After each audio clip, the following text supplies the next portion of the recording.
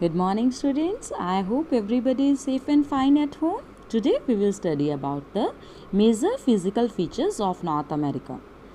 North America has a vast area, so it has large variety of landforms.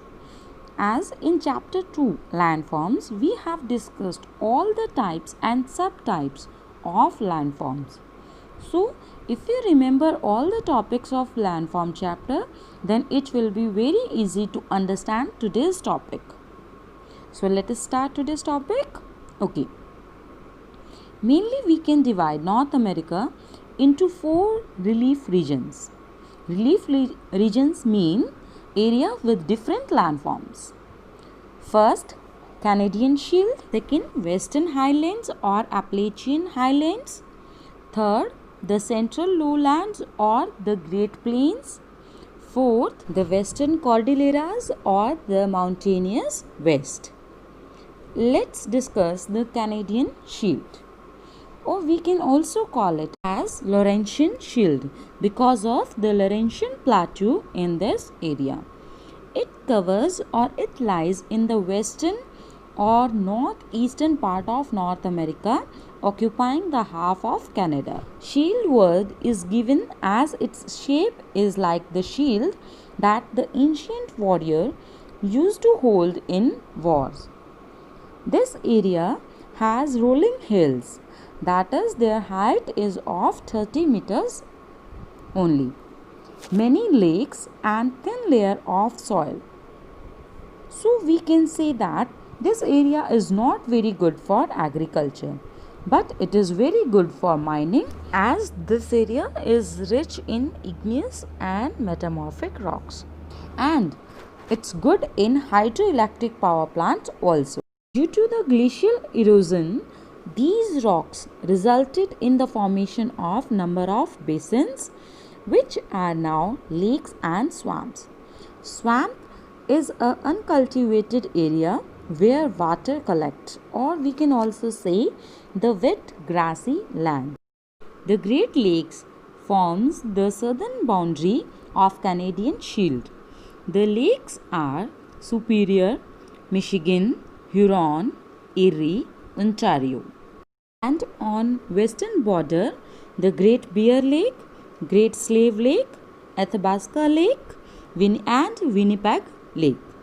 The St. Lawrence River in this region is the busiest inland waterway in North America that we have already discussed in last video. Niagara Falls are the world famous waterfalls that are located between Lake Ontario and Lake Erie. The Canadian Shield has general slopes toward the Hudson Bay. Next is the Western Highlands or the Appalachian Highlands. Appalachian Highlands are also called the Great Highland System of America. They are situated along the western side of continent. They lies partly in Canada but mostly in United States. Appalachians are the eastern counterpart of Rocky Mountains. That means they are the part of Rocky Mountains.